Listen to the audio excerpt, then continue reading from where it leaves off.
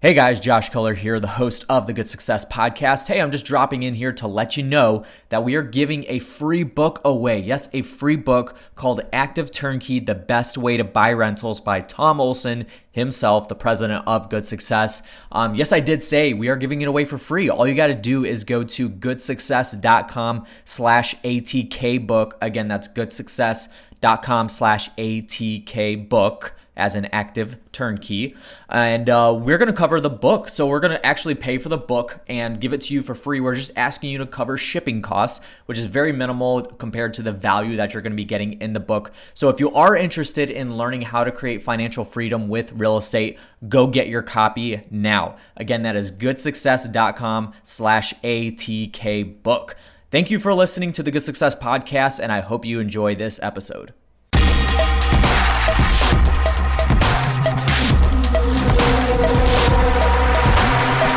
Welcome back to the Good Success Podcast. I'm your host, Josh Culler, and today we got a very good episode for you. We do have Tom Olson. He is in Rhode Island, right? Is that what's up? Dude. I'm right on the beach. I can see the beach right out this window, so I'm spending time with you guys right now. But it's awesome. How's the weather? It's actually a little colder than it has been. I think it's a high of 69 today, and it's windy.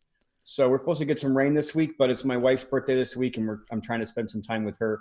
But I'm looking forward to a good week. Awesome. Well, that's not too bad. The weather, it's a little warmer this week where we're at. So, yeah, whatever. But Tom's all about the people you're with. Yeah, Tom had to be here, so we actually have like 5 or 6 podcasts scheduled this week to record, and Tom took it like a champ, and he's like, "I'm gonna be on them anyway." And he's going to be on the Think Realty radio show. So yes, Tom's just so dedicated, right? So we appreciate Tom being on the podcast today. But then we got Michael Zuber, who is out of Mountain View, California, that's on the podcast with us. So Michael, it's awesome to have you on. This is actually our first time chatting with him. So I'm excited about this, but I believe I've done a lot of digging on Michael and found some really good questions that we have for him. So Michael, good to have you on, my friend. Thank you very much, Josh. And Tom, make sure you take the wife out for dinner or something. She's going to deserve something. It's like every day, every morning for breakfast. It's awesome. So yeah, we're already having a good time. We've been here for a day and a half, so we're having a good time. Awesome.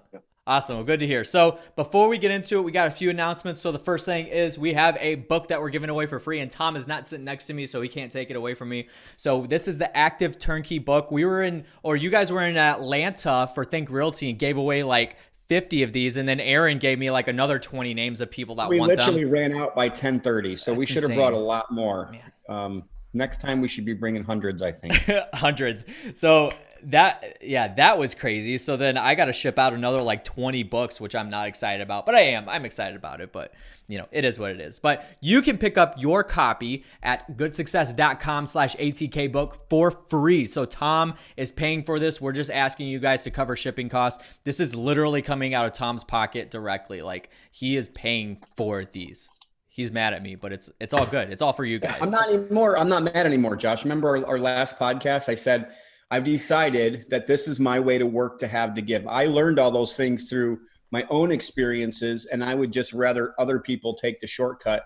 Just like our guest today. Our guest today is the exact same. He's learned how to build his own rental portfolio, and he's now just trying to share his knowledge of how he got financially free and how he can now help other people. Mm-hmm.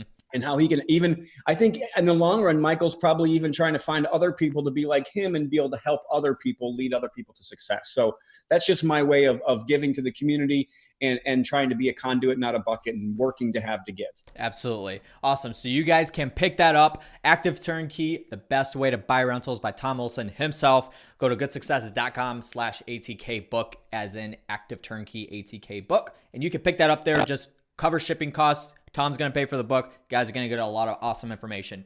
Then we have our Good Success Mastermind coming up. It is just like it just jumped on us, Tom. I can't believe how fast this has come up. Well, it seems like it's coming up faster for you, Josh, because you're getting married in 3 weeks. Man, it's you're going to be gone for 2 weeks. So I think you're thinking it's coming up on us, but we still got like 2 months before it's here. So actually more than 2 months, 2 months and a couple days. Yeah.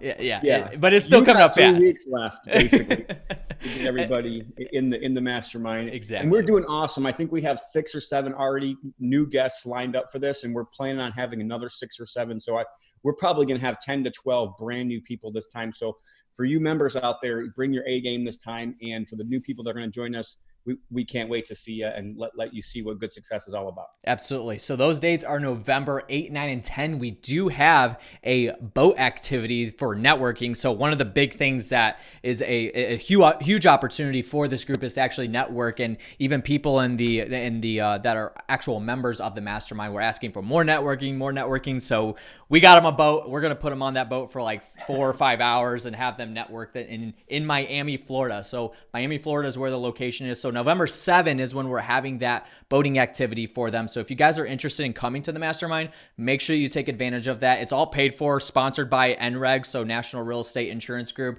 They took the bite on that one. So they're like, hey, let's put them on a boat and we're going to sponsor it. So remember what happens on the boat. It goes on Facebook. It's supposed to stay on the boat, right? Man, I keep saying it stays on the boat, but then you're like, it goes on Facebook. We got to get on the same page. What happens on the boat instantly goes on social media. That's exactly right. Is that how it goes? That's exactly right. All right. I think we're going to stay on that because, we want them to talk about how awesome the boat is and how awesome we are. Okay.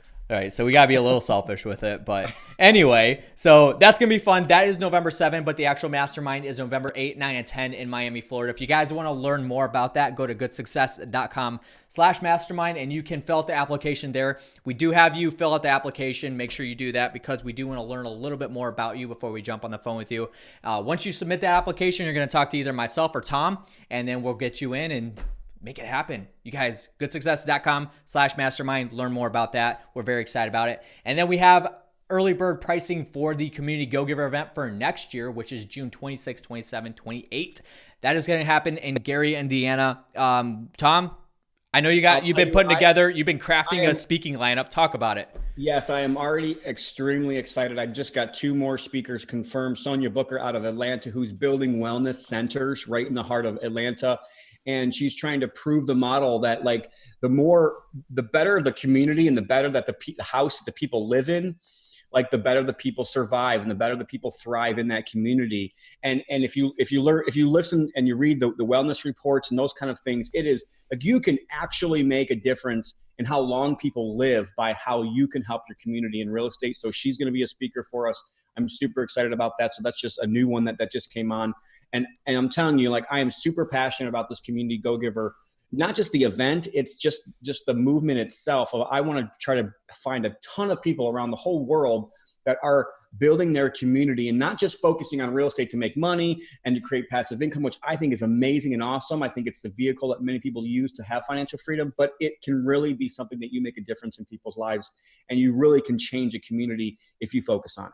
Absolutely. So we're excited about that. You guys can go to communitygogiver.com to learn more about that. If you're listening to the podcast, just go to, again, communitygogiver.com. You'll find the information to purchase your early bird tickets. If you guys are on Facebook Premiere right now or you're watching this video, that is all going to be linked in the comment section. So make sure you check out those links and any links that we talk about with Michael, his YouTube channel, which we'll talk about here in just a second. Any websites that he mentioned are all going to be linked there. So make sure you check those out. CommunityGoGiver.com, happening June 26, 27, 28, right in our office, Gary, Indiana. So don't miss out on that. Early bird special. Save a couple $100, make it happen. So let's go ahead and get into the interview here. Michael, we've been chatting the whole time, but we're going to hand it over to you. So Michael's out at, again, Mountain View, California. Super jealous about that, especially with the winter months coming up. He's been in real estate for 15 years, has acquired over 175 rentals that are in his portfolio. He is the CEO of One Rental at a Time. He's got a YouTube channel. He's got a free ebook, I think. I think you sent that over to me, so we're going to have that linked in the description so you guys can make sure you download that. Michael, do us a brief introduction, who you are, what you do, and how long you've been doing that. All right. Thanks, Josh and Tom, for this opportunity.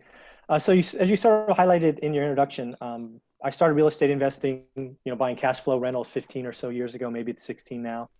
And I was a busy software executive. I worked in technology my whole life, lived in the Bay Area. And just over time, right? If you remember 2003, it was pre-crash, right? So I invested through that seller's market, obviously over the cliff of the crash. rode the bottom, and then obviously came out the other side with the 175 units. What's interesting about this is, I retired because of my passive income from real estate, and now it's sort of time to give back, right? I retired February 1st of this year. And what I'm seeing when I'm out there talking to folks and doing different real estate events, there's this quandary or almost disbelief about, hey, I'm a busy professional. I have I make, a decent W-2. I have a busy family life. I can't do what you did. And I'm here to say that that's at least not accurate, right? And I'm trying to help people at least get to 4, right? If they got to 4, I think most people's financial lives would be a lot better. Mm-hmm. But who says you have to stop at 4? So you mentioned all these things, one rental at a time, all of that. So that's really what I'm pushing, right? I only ever bought one rental at a time. So hence the name of my ebook, hence the name of my website, hence the name of my Facebook channel, so on and so forth. So I'm just giving back, right? I do all this for free. I wrote a book because I just felt like I had to get my story out, right? Because it was interesting to ride the wave, crash, and come back. Like Tom, I don't charge for it. I simply give it away because I didn't even want the hard cost of printing it. Mm-hmm. So anybody wants it, send it. I have it is the story, so I give it away freely to anybody who asks. So that's awesome. Who I am. Awesome. Where can somebody get a hold of that book? Right now, I don't have it stashed anywhere. So if you want to link it somewhere, great. They send me an email at mzuber@onerental@a-time. They can get it. They can probably send a note to you and get it. Awesome. Again, anybody that asks, send it to them. It's totally free. Awesome. We will make sure that we do that. So let's get into some questions here. I know I have a lot of questions for you, doing some digging. I'm like, man, so he's got a lot of content out there, guys, in case you didn't notice. So we're going to link his YouTube channel in the description, but his YouTube channel is called One Rental at a Time, like he just said. So make sure you go to YouTube and check that out. A lot of great content that he's been giving away there. So you had talked about that you at one time were a full-time busy employee and you're a landlord. So let's dive into that just a little bit. Kind of explain how you pulled yourself out of that. And like you said, one rental at a time and made it happen. Yeah. So one of the first things you need to realize when you're sort of a full-time employee is you obviously have very finite available time slots to do things, right? So one of the things I had to wrap my head around is I spent a year looking in what's called the Bay Area, let's call it 45 minutes of where I live in Mountain View. And nothing made sense, right? I was under the disbelief or the belief maybe that, if I looked hard enough, I'd find that magic street, and I never did. So then my wife was gracious enough to sort of hit me over the head and saying, why are you only looking 45 minutes? Let's look elsewhere. So long story short, we got to Fred. Yeah, smart woman. She gets lots of credit for my success, and you'll see that in the book. She gets a special shout out at least 10 times saying, thank you, honey. But we basically got to Fresno, which was 2.5 hours away, one direction. Because it made sense, and we just started buying. So what I'm going with this is I had to know what I was good at. I was good at 2 things, and I outsourced everything else. I was good at finding deals or creating deals, right? Because you find or create them. And I was good at securing capital. Everything else I had to outsource. I was 2.5 hours away, didn't do property management, didn't do inspections, don't do painting, don't do any of that stuff. So I had to be comfortable letting go of some control, letting go of some expenses to build the portfolio, because my main job was to provide a W-2, which was significant to pay for my family life and also to keep investing. So never could give up, never could forget what my number one job was, which was being good at my day job. Gotcha. So let me ask you a question here. So you said one rental at a time. Are these all single family? Oh, that's a good question. So in the beginning, as you'll read in the book, of the first 8 purchases, 7 of them were houses, and the 7th was actually 2 houses on one lot, affectionately called a duplex. But as you'll read in the book, when we got right to the peak, one of the things that made us unique is we can't buy anymore, right? For example, I talk about a house I bought on Norris Drive for $107,000. We ended up selling right near the peak for $264,000 or $265,000, but it rented for the same $1,100. Mm-hmm. It just doesn't make sense. So again, wife gets credit. She goes, why do we keep looking at houses? You're stressing yourself out. We started looking at small apartment buildings. So we flipped out or 1031, right? Let's be careful of the word flipped. We 1031 exchanged out of those 8 properties into small apartment buildings. So we went from 8 to 80 units, which saved us during the crash, right? Sure, our net worth went down and oh my God, it was scary. But, we're sitting on apartment buildings, small apartment buildings, but nonetheless apartments, and rents are going up. So, our cash flow was much better. So we have a mix now of probably 110 or 20 apartments, which we call multifamilies, and then 50 or so houses. Awesome. if that makes sense. Yeah, absolutely. Absolutely. Absolutely. So one of the videos that you posted on YouTube really intrigued me. I think is a more recent one too. And you talked about how the next decade is kind of primed and it's going to be golden for landlords. Yeah. Can you go into that just a little bit, kind of a brief overview of what you actually mean by that? I like it. You have done your research. I did. Very impressed. Nice work. So yeah, I think the next decade is setting up to be really good for landlords. And more specifically, let's put a point on this. It's landlords of affordable housing, right? If you're renting Park Place and Boardwalk, good luck to you, because I think that's going to be in trouble. But if you're a landlord of affordable housing, I think the next decade is going to be nice for a couple of reasons. First and foremost, whether we don't see it now or it's not being reported, inflation is real. I believe inflation as a landlord is good for you on multiple fronts. First, the inflation of the asset, both then the inflation of rent. And oh, by the way, if you're smart, you have 30-year fixed rate debt. So good for you, right? I also think interest rates are going to be going up. I don't think there's any question. The question is it 2 times or 3 times? I mean, who cares? They're going up, which is going to drive affordability down, which is going to keep more buyers on the sideline. And hence, a roof over your head is a requirement. They're going to become renters instead of buyers of owner occupants. So I think we've seen the peak of owner occupancy, which was obviously in 2008 during the silly financing. Then we have a generational change, right? The whole baby boomers, right? They wanted to get into housing as soon as they could. Now the next largest generation is the millennials, and they are clearly putting off homeownership. You can talk about whys and hows and all of that. The question is they are. So that just means, again, they're going to have to be renters for longer. And again, I don't think anybody's building affordable housing, right? So if you buy affordable housing and get it rented and treat it right, I can't see how the next decade's not going to be great for you. So that's what I'm thinking is going to happen. Interesting. No, I totally 100% agree with you. If you've done any research on me, you know that right now we just started about a year ago flipping the entire city of Gary, Indiana, which is exactly that, affordable housing. And not only everything that you said, I think is spot on. The only thing I would add to that is I actually think it's going to drive the prices up of affordable housing. So if you can get in 2 or 3 years, I mean, I think you have one of the biggest opportunities that I've ever seen be able to literally double or triple those values. If those houses in those areas where you can buy for 30, 40, 50 grand, we're not going to see that again for decades. So, so I'm not saying go out and buy in the middle of nowhere. Go out and buy like in these metropolitan areas where you think that there's a chance that these are going to go up in value. And I'm not saying just bank on it. I'm not saying like roll the dice, do your homework, make sure you have really good property management on the back, and make sure that you have the houses are still sound houses and they're not in areas where there's shotguns going off every single night. But I really honestly believe in that. And we're already seeing things happen in the neighborhoods that we're working in. So I love that there's people even all the way on the West Coast. We've never even talked about this before, Michael, and you're like saying exactly what I've been saying for about the last 2 years, really. Yeah. And everything that I've been saying is 100% true, and it's already coming true now.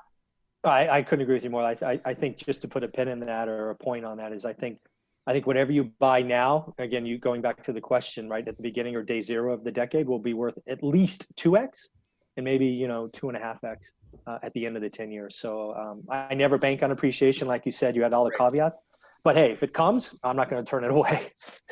Yeah. So in addition to that, I also think it's going to contract. Right now, we've been building so many homes in the $300,000, $400,000, $500,000 range. Those are going to become unaffordable for all the people that are living in those. I'm sorry, but yeah, and we actually have seen a very healthy gain in how much money people make over the last 18 months. I'm not sure how much that's going to continue. Maybe it will, maybe it won't. We know the labor markets are definitely tight around the country, especially construction and especially areas like that. So we could still see some raising in that, but there's no way it's going to be able to raise as much as if they raise interest rates a whole nother point or 2 or 3 points. That just, when you're talking about hundreds of thousands of dollars, it doesn't keep up. Couldn't agree more. Just kill us and kill people that are in those markets that can barely afford their houses. Yeah. So along the same lines with what both of you were talking about, some great information there. What are some other things outside of what you both just talked about that people need to consider when it comes to acquiring rentals? Well, I think there's a couple of things that when you again, I focus on busy professionals, right? So if you're in the business or you're in the trades or you have skills, maybe you have more time to invest. What I really focus on is helping people have slivers of time. So one of the first things that I did wrong that I'm trying to help people understand now is there's really three different qualities of properties when you look at them online.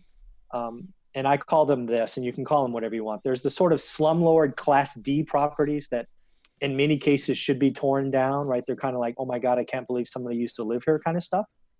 Then there's the well-used but lived in, which was a lot of the stuff I bought before. And when I say lived in, it's lived in under market, right? Let's just say for giggles, rents $1,000 for that, type of configuration, but they're living there for $750, right? There's a reason they're living there for $750, right? It hasn't been maintained in a while. Stuff's out of date. Stuff's kind of broken, whatever. And what I did, 15 years ago is I bought some of those under the misgivings of, oh, I can buy it at a discounted rate and I'll just go in and raise rents. And oh, by the way, my magic Excel spreadsheet will work. Never happened, right? Or rarely happened. You raise rents, people that are paying $750 can't afford $1,000. Then you got to kick them out. Then you got to repair it. And pretty soon you're out a lot more cash, right? Because you did 20% down and then you had to pick a number, 20K in, and you're in trouble. So that's the second one, which is sort of the well lived in but rented under market. And then there's what I call pride of ownership rentals. They're brand new. They've been fully remodeled. They've been remodeled for a landlord, meaning they have hardwood floors versus carpet because carpet needs to be replaced every time. Undermount sinks, granite counters, just the stuff that's solid, sort of industrial strength stuff. And that's what I think busy professionals should be buying, even if they have to put, God forbid, more down, right? If you have to put 30 or 35% down to make your cash flow, that's so much better than buying what I call an alligator property, which is, those negative cash flow things. So I'm really cautioning people to be conservative in their metrics. 30-year debt, fixed rate mortgage, and buying a pride of ownership is a much better idea because you consume cash, which is something I didn't do 15 years ago. So let's talk about that a little bit more, because actually two of the questions I was going to ask is, what is an alligator property? And then what is a pride of ownership rental? So let's start with the alligator property. Why is it, why do you call it that, first of all, and why is it so bad? So I call it that really because of a friend. So everybody reads about no negative cash flow and all that stuff, and they just washes over them. I had a friend probably 12 or 13 years ago, probably 2006, take me in his office and go to his whiteboard and say, I've done the math. I can afford 4 negative cash flow properties because I have a high paying job, blah, blah, blah. And I can afford it. I can afford to lose $1,000 a month with 4 rentals. And I'm like, you are blank, blank, blank, crazy. And stupid. Thank you. That's a very nice way of saying it. Different words came to mind that I didn't want to say. So I had to come up with an imagery that was frankly more painful. And I actually had a friend drop a logo. If you go to my YouTube channel or whatever, I actually have pictures of it. In my Facebook page is this alligator chewing on money. Mm-hmm. Because every time you send out a check, I want you to feel it. So I call it no alligators or alligator properties because I don't believe negative cash flow is painful enough. So I want people to think, pain when they consider buying an alligator or a negative cash flow property. So that's the story behind no alligators.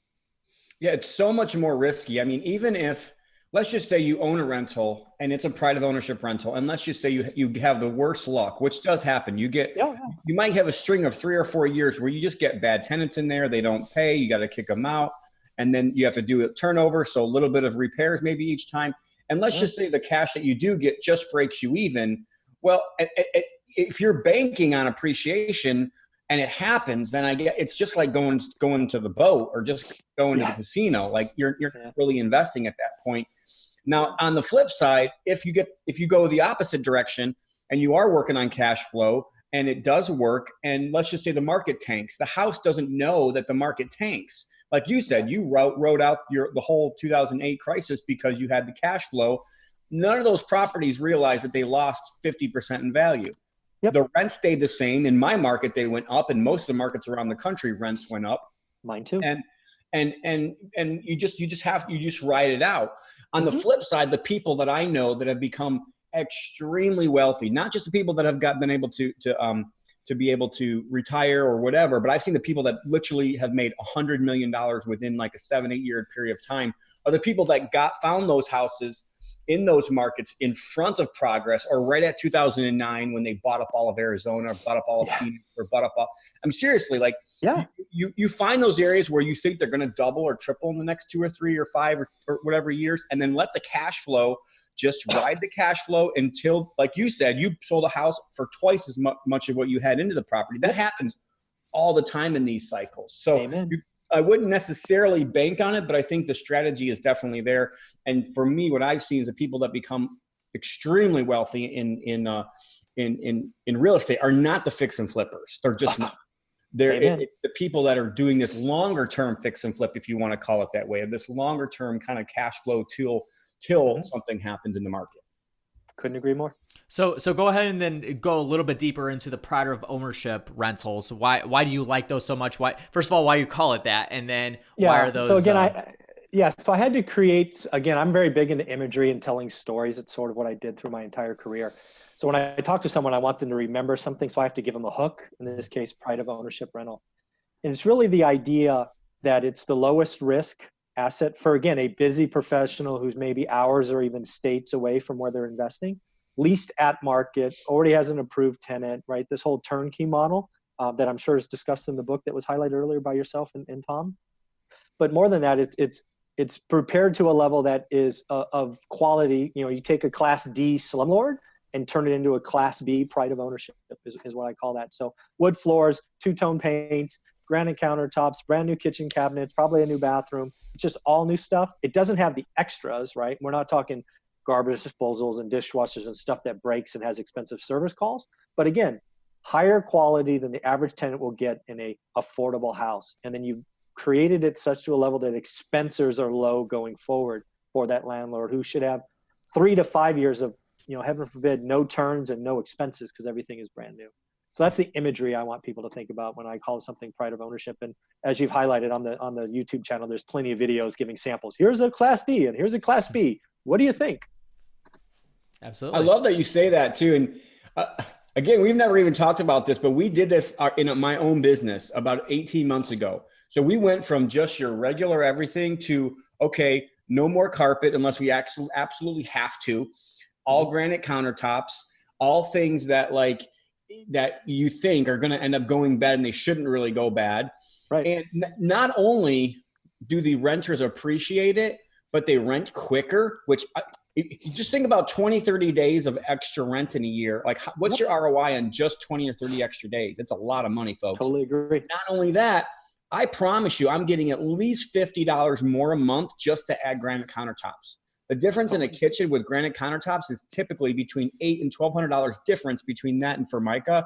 Yep. Like look at the ROI on that, guys. It's a lot better than 10 or 12%. Like it's 60, 80, 90% ROI on just that change in your doing your rental. So totally agree. That's exactly how we do our turnkeys. We not all hardwood floors, but at least hard surface. So yeah, we really like vinyl plank and the stuff that's not going to go bad if it gets wet.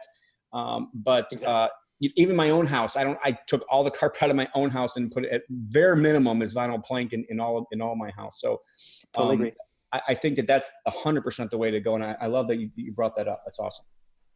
Yeah. So then kind of switching tracks a little bit, what are your thoughts on, there was something you said earlier that kind of made me think about this. What are your thoughts on somebody being an accidental landlord or somebody that's like currently a landlord that has 1 or 2 properties and versus like handing that over to an actual property management company?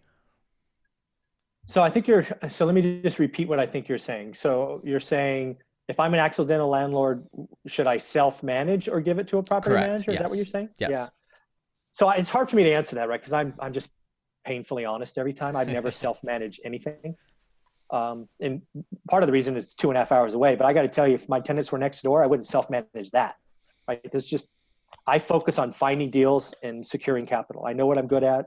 And frankly, I put out a hard candy shell, if you will, but I'm kind of, soft and gooey inside. So if I hear these silly stories about so-and-so's this and that, and I can't pay your rent because of this or that reason, it'd probably make me feel bad and I might give it up. So I'm really glad to have the property manager between us who understands that, no, it's, don't pay rent in 3 days, get a notice. And if you don't pay in 3 days, start the eviction. So I like to have a barrier. I would never self-manage anything. Yeah. So then what are some tips that you can give somebody out there that maybe they are an accidental landlord or they do currently have 1 or 2 properties in order to find a good property manager? What are a couple things that are key to look for?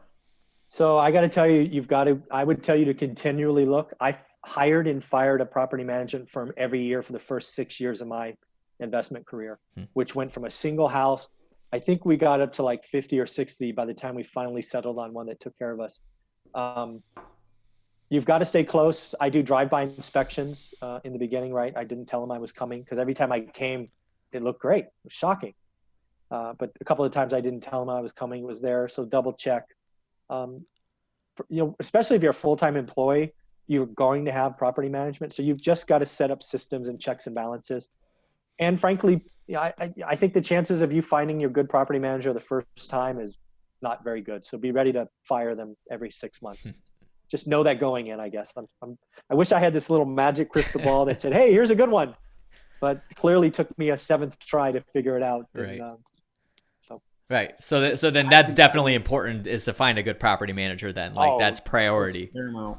No, paramount. It's the hardest part of the business, frankly. Most people think it's finding deals, securing capital.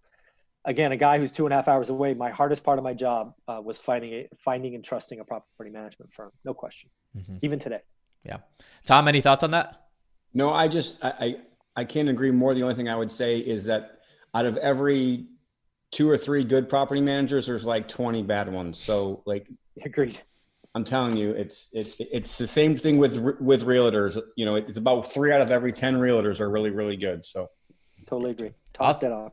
Awesome. So we got just a couple of more questions for Michael here, and then we're going to have to let you go, but we're definitely going to have you back. I like this interview. This was great. A lot of great content, a lot of great information. If you guys want to learn more about it, make sure you go to his YouTube channel, One Rental at a Time. Just go to YouTube and search that, and you'll find him there. So these are a couple questions that we ask everybody that we interview on the podcast. We always get different information, so it's always fun to ask and see what they say. I didn't really prepare you for this, so just give us your best shot. So good success means a lot to us. I know you've done a little bit of digging on us, and you know a little bit about what we're about, especially what we've been talking about in the beginning of this episode.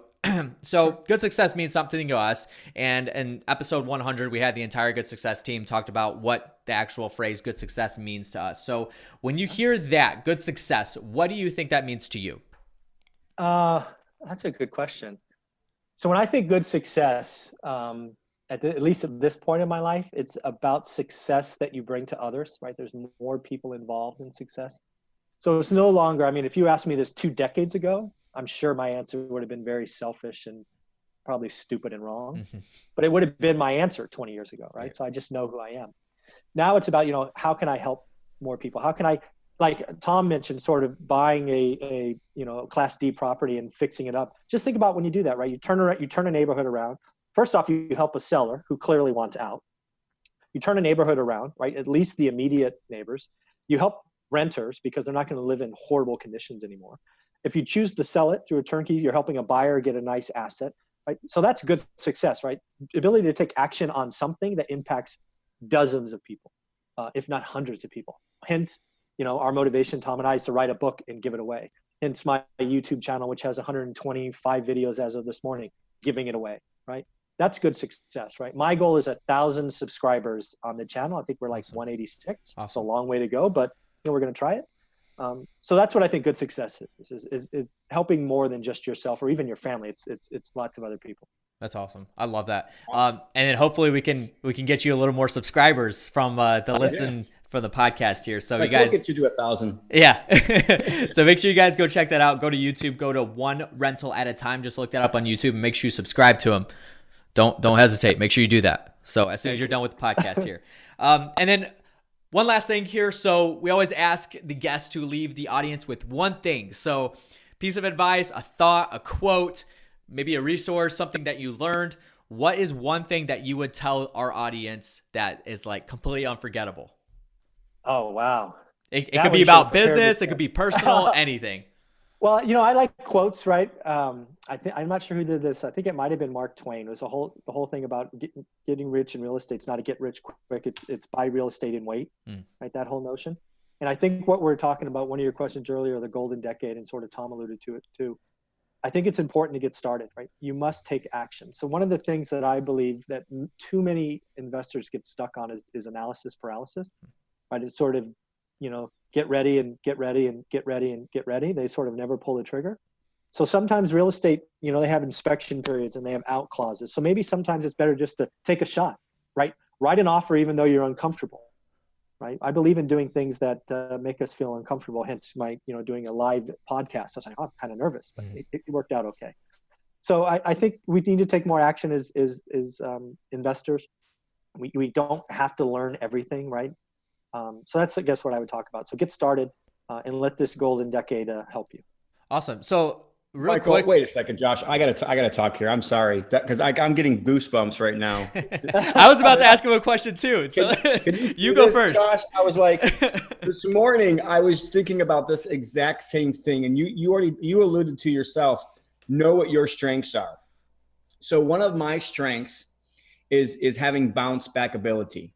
Like seriously, even in golf, for instance, my second shots always seem to be better than my first shots. And in business, it's always been that way. So it's so funny to me because I get employees, I get people where I'm just like, just do it, just do something, like just get out there.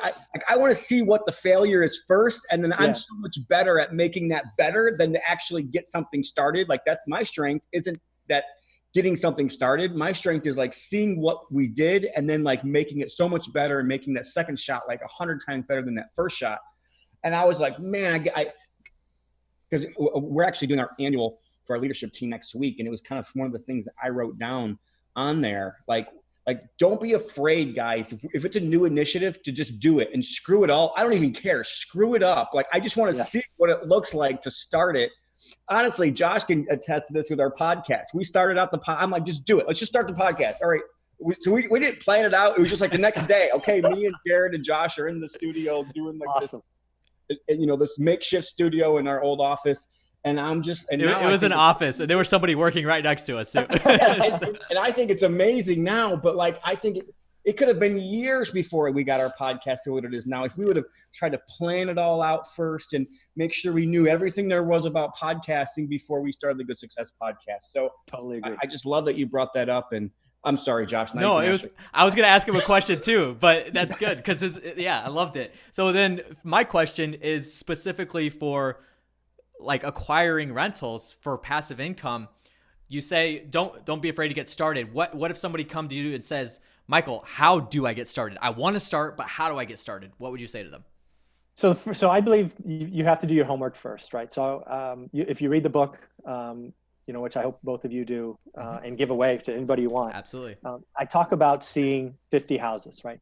And now you don't have to see them like walk through 50 houses, but it's important to set your base foundation, right? The last thing I want you to do is listen to this podcast, this silly guy on the West Coast, and go see 3 houses and buy 2 of them. That's not what I'm saying. What I'm saying is you need to do your base homework, look at 50 houses, and be able to tell your wife, your mother, your significant other, someone, why house A is better than house B. Now, when you go see your 51st home, you can now rank it within those first 50, right? And if it's in the top 10, it might be something to go after. So those are some things to do if you have not done anything, right? But if you've done the homework and you understand what's going on and you can feel out what a deal is, you know what rents are, you know what a repair costs are, stop messing around, write an offer, right? Use the inspection period to get out if you get all nervous. But I have too many people not writing offers.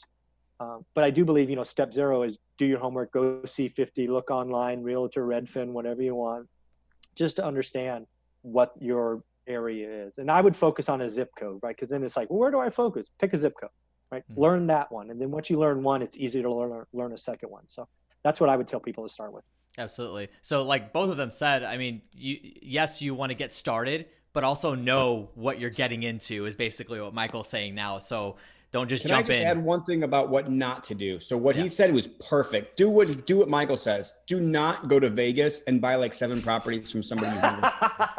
I've known people that did that last time. Oh, I know. Did not end well. Lots of my turnkey buyers have done this, and it's never a good idea. Just don't do it. Yeah, don't do it. Amen. That was solid. Yes, absolutely. No Vegas. No Las Vegas. Sorry if we're offending anybody that's listening in Vegas. It's not a good idea. Awesome. Not a good idea. But that is fantastic stuff. And I believe even we had Tim Knox on maybe it's 20 episodes ago. And one of the things he really hit on was don't just jump into business without a plan, but also he talked about how he knew somebody that was creating a business plan and they were like 12 years into it or whatever and they never got started. So yeah, you want to take action, don't take too long, but you do want a business plan. So to get into that. So absolutely. So man, Michael, this was an awesome episode. I appreciate you taking the time to be on. We're definitely going to have you back soon. And we look forward to building our relationship with you. And you guys, if you're listening right now, make sure you go check him out. One Rental at a Time is his YouTube channel. Contact information. So Michael, I know you said it at the beginning of the podcast, but if somebody wanted to get in contact with you, do you have a website? What's your email address? How can somebody get a hold of you? Yeah, so everything is One Rental at a Time, both the website, YouTube channel. If you'd like to send me an email, it's just M as in Michael, Zuber, Zuber, at onerentalatatime.com. Perfect. Awesome. So Michael's then also on Facebook, so you can connect with them there too. Yes. You're right. Michael Zuber, and you'll know it's me because it has a picture of an alligator eating cash. That's awesome. I saw that and I was like, man, what is that? And then I clicked on it and it said, I'm like, okay, I got to know what this is. This is so weird on many levels, but I still got to find out what it is. I like it. Hey, it's memorable though, right? Yeah, you're going to remember when you see it. That's for sure. Awesome. And then if you guys want his ebook, again, we're going to have it linked in the comment section here, but you guys can also email us at podcast@goodsuccess.com and we'll make sure that we get that over to you. And we'll let Michael here know as soon as you guys do that too. So Michael, again, appreciate you being on. We look forward to having you back. All right. Thanks, buddy. Take care, guys. Awesome. So that's going to do it for today's episode, guys. Thank you so much for listening in. Make sure you are subscribed to the Good Success Podcast. We're on Apple Podcasts, Spotify, Stitcher, SoundCloud, Google Play, and a bunch of other podcast platforms. So just go to the platform, look for Good Success. Make sure you subscribe to us and leave a review if you're able to. We'd love to hear your guys' thoughts. And then we also have the Active Turnkey book, The Best Way to Buy Rentals. We've talked about a lot of free content today, but this is one that you guys can pick up at goodsuccess.com/ATK book. You can get that for free. Tom's going to pay for it, and then you just got to cover shipping costs, and we'll send that out to you. So make sure you guys take advantage of that. A lot of great information about there, talking about the five wealth drivers, and then also how you can create financial freedom through rentals. And then the Good Success Mastermind, goodsuccess.com/mastermind. Go check that out and fill out the application if you guys are interested. We'd love to talk to you. You're either going to chat to myself or Tom, depending on if you fill it out during when I'm in my honeymoon, you'll talk to Tom. So that's coming up, like Tom said, 3 weeks, but you guys will talk to us. So make sure you go check that out. And then the Community Go Giver event, early bird pricing is already there. Save a couple $100. CommunityGoGiver.com is where you can learn more about it and also get your tickets at a little bit of a discount. So that's going to do it for today's episode. Thank you so much for listening in, and remember to be a conduit, not a bucket. Work to have to give. See you guys later. Thank you so much for listening to this Good Success Podcast episode. Make sure to subscribe to us. We're on iTunes, Google Play, Stitcher, Anchor, or Spotify, any one of those platforms, however you like to listen to your podcast. Make sure you subscribe. And just a quick reminder to go pick up your free copy of the Active Turnkey book. It's absolutely free. Just cover the shipping costs and we'll pay for the book.